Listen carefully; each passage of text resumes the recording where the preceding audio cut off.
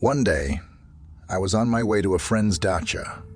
It was an ordinary working Friday, and by evening, anticipating the taste of kebab and beer, I was already rushing by car on the highway from the city towards the dacha. It was not far, just 30 kilometers from the city, and I knew the road by heart that I could get there with my eyes closed. Nothing complicated, almost all the time in a straight line, and only at the end of the road, you need to turn towards the village of Grafsko, and there it is a shortcut. On this day, it was raining with thunderstorm, and visibility of the road was bad, so I drove slower than usual. I didn't want to get into an accident today.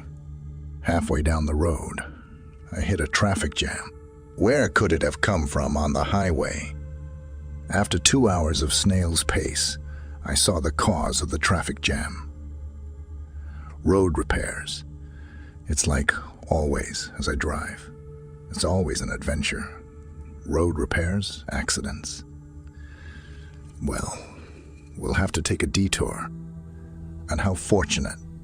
Just before the barriers that the workers put up, there's an exit to a country road and a sign saying that there's a detour through the village that way. The sign was so old you couldn't read the name of the village. Well, maybe it's not so bad. I'll stay a while longer, avoiding the repair work, and then I'll fly to my friends. When I left the road, I noticed that only I decided to detour. All the other cars immediately turned around and drove away towards the city. That's weird. Maybe they know a shorter route. Anyway, I was already on a dirt road, and I didn't feel like turning around. There were no streetlights, of course, and the road was old. And I could see that there were very few cars on it, but it was hard to see because the rain had washed out the road very badly. I wish I hadn't gotten stuck in this mire of earth and clay. It was difficult to drive, especially on my not new car. And now, in the distance, the roofs of houses appeared.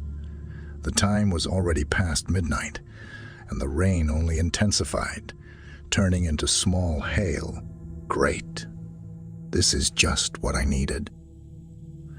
It was almost impossible to continue the journey in such weather. So I decided to call my friends to say that I would arrive only in the morning, and I would try to spend the night in this village, hoping that someone would shelter me. I took the phone in my hand. Of course, no signal. It's the 21st century, and if you turn off the main road a couple of kilometers outside of town, you're in the Middle Ages. Well, I hope in a drunken frenzy. My comrades will not look for me in the middle of the night and just fall asleep. And in the morning, I'll come to them.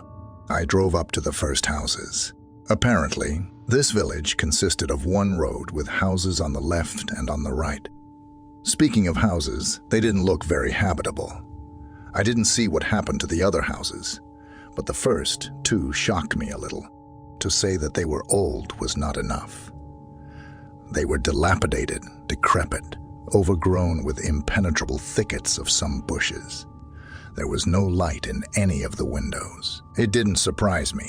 It was late after all, and people were asleep. Though we're there, people hear it all. Suddenly, lightning flashed, and I caught a glimpse of a silhouette on the road. It was tall, I would even say lanky. Its arms seemed longer than a normal person's, and it was dressed in rags. At the moment of enlightenment in the street, after the lightning, it ran towards the house nearest to me. All this happened, literally in a matter of moments. I thought maybe because of poor visibility and fatigue, I had imagined that it was some kind of monster. Surely it was a man fleeing from the hail and running to his house. I explained to myself. Great. So in this godforsaken place, there are people, and I can arrange with them for a night's lodging. I didn't want to get out of the car. It was raining so hard that even if you stayed outside for 30 seconds, you would get soaked to the skin. But there was nowhere to go. Sleeping in the car was not an option at all. I drove as close as possible to the house where the man ran to. I took my purse and money in case the owners asked me to pay for the night. And having gathered my strength, I jumped out of the car. I ran toward the front door of the house onto the porch. I got soaked. It was instantly cold and dank. Yes, the weather in early October is just something. How does it go? The weather doesn't have bad weather. Yes, it does. Yes, it does. The porch I was under was leaking, but it was better than standing in the pouring rain. I knocked on the door. Masters? Anybody home? Silence. I knocked again. Nothing happens. I tried to open the door, but it wouldn't open. What do I do? What do I do? Running to another house would mean getting wet and very likely getting sick. No, I don't want that. Maybe we should go around the house and there'll be another door. I'd have to scout it out. With that plan in mind, I followed the wall of the house around the corner, taking a fleeting glance out the window. For a second, I thought I saw some movement there. Through a thicket of impenetrable bushes, I made my way to the back of the house. There was indeed a door here, and it faced the vegetable garden. Although I'm not sure these standing crosses were a vegetable garden. So, wait, crosses. Why would there be crosses here? The backyard of this house looked more like an old cemetery than a vegetable garden. Something was wrong here. I didn't have time to think about what I had seen, because the door behind me opened with a wild creaking sound. Without thinking, I ducked inside. The door closed. Must be a draft. The house smelled musty, damp and kind of musty. Well, at least now the rain wouldn't bother me. I picked up my phone and turned on the flashlight, noticing that the phone had 15% charge left. I started waving the flashlight around the room. A table, a chair, a mug, plates. Aha, I'm in the kitchen. I remembered that I'd barged into the house, uninvited, and I should at least let the owners know I was here. Hosts, would you accept a guest for the night? If anything, I can offer you money for your help. In reply, silence, and only the sound of drops on the roof destroyed it. Well, if there is no one here, then maybe I can spend the night unnoticed, and if the owners come, I'll explain everything to them in a kind way. Okay, here's the plan. We need to find a bed, at least. We can't sleep on the floor. I couldn't find a bed in the kitchen, so I had to get inside the house. The floor creaked loudly under my footsteps. The atmosphere was not good. Night. An old house with its own cemetery in the backyard. A creaky floor. I thought of all the horror movies combined. A chill ran down my spine. I walked through the kitchen and into a small room. There was a huge clock on the wall. You know, the one that chimed every hour with how many hours of time it was. It looked very old, and the clocks were a bit smoky. Also in this room, I could see a table with some rags on it. Stained with earth, or something else. The room was in a terrible state. The wallpaper had fallen off the walls. The ceiling was smeared with sweat, and the room as a whole was ghastly in appearance, and the floor was smeared with dry dirt. There was a sprung bed next to the table. Its headboard was very rusty, suggesting that no one lived in this house at all. No one would sleep on such an old bed. No one but me. Sleep came on unexpectedly. Of course I did. I'd been sleep-deprived for a whole work week. Plus I'd been on the road for over 5 hours. Yes, these 30 kilometers to the cottage turned out to be much longer. Without much ado, realizing that this house is probably abandoned and the owners will not come, I sat on the bed, not afraid that it is about to collapse, and I collapse on the floor, breaking through the rotten boards and fall into the cellar. I wondered if there was a cellar. Well, The bed didn't fall apart. That's a good sign. I closed my eyes and fell into a deep sleep. Somehow the fear had completely disappeared. I woke up to a strange sound. It was as if someone was walking in the kitchen, and the floor creaked under his footsteps. Opening my eyes and trying to figure out what I was doing here, I sat up on the bed and shouted, "Is anyone here?" The footsteps stopped. There was obviously someone there. I got out of bed and went into the kitchen. There's no one there.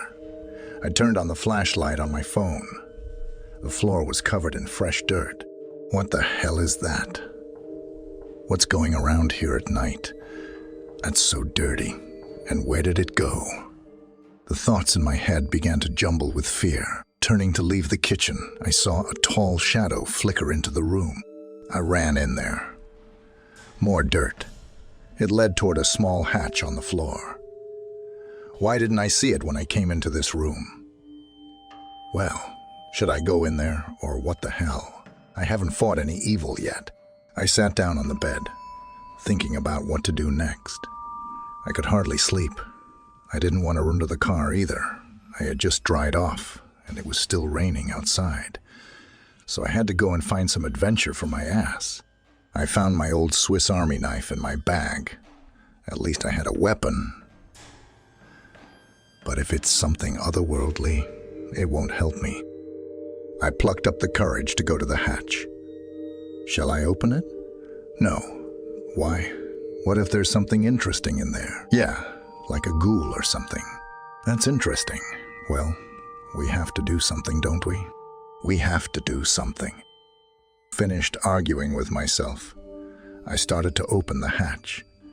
Its handle was covered in this very dirt, and it smelled so foul that I almost saw my lunch today. It smelled like dead meat. That's out of line. Well, if I'm gonna get dirty in it, I've got to finish the job. The hatch is open. I shine my phone down there, wooden steps going down into the darkness and nothing else to see. Cool. Going down into the unknown. Then I noticed that my phone had 5% battery life left. Okay, so I go down quickly, look around, send the bad guys to the other side and go to bed. Sounds like a plan. Just as I bent down to start climbing down, I was suddenly pushed from behind by something and went flying down. Silence. Pain in my head. I'm lying on something hard and unpleasant, feeling with my fingers. I realized that it was something porous and hard. Bone. It's bone. It's bone. Instantly jumping up and shining my flashlight around me, I found that the entire floor of the basement was strewn with bones and human skulls. I was just numb with fear. Where did I fall? Who pushed me? How to get out of here? While my thoughts were sluggishly digesting the aftershock in my head, something stirred in the corner. Something was sitting there, eating. Judging by the slurping sounds. Suddenly, the sound stopped and it began to slowly rise up and was probably 2.5 feet tall. Dry, long legs. Its arms were below the knees, and on its hands were sickle-shaped fingers or claws. I couldn't make them out. Its head was extremely toothy. It looked like an elongated, nibbled skull. There were no eyes, or I just didn't see them. The ghoul lunged at me with a soul-crushing scream. I dropped my phone, dodged it, and fell. Get up. I have to get up. I mumbled to myself. Instantly, the monster turned around and lunged at me again. This time, I didn't have time to parry, and a razor-sharp claw slashed across my chest. The pain pierced my entire body, and apparently not only mine. The beast, roaring, fell beside me. The Swiss knife was sticking out of its chest. Run. I have to get out of here. I don't have a second knife. I jumped up and started climbing the stairs, picking up the phone from the floor. Then I heard that this ghoul had gotten to his feet and was already running towards me. With all the strength I had left, I climbed the very steep stairs, not thinking that under my feet and hands I had the ground with rotten deadness. Suddenly, I was dragged down by my leg. It was a good thing my shoes had zippers instead of laces. Quickly unzipping it in one movement, the boot stayed with the bastard, and it fell down. I opened the hatch. It's already light outside. With a quick movement, taking my bag, I crashed with all my might into the front door, the one that was locked, hoping that I would kick it to hell. Either I didn't weigh enough, or I didn't have the strength to accelerate, but the door hit me with a thud, and I flew backwards. The deadbolt. There's a deadbolt on the door. I'm blind. I got up quickly, ran to the door, removed the deadbolt, and then I heard a nasty breath behind me. Without looking behind me, I opened the door, ran out of the house and ran to my car. The rain was over, and fog was drifting over the ground. Getting into the car, I instantly yanked the handbrake off and drove off. I looked in the rearview mirror, and there, all I could see was an old cemetery, and no houses, and there are 5 of these scary creatures standing in the street, watching me. I got to the cottage after all. When my friends saw me in the morning, they were almost speechless.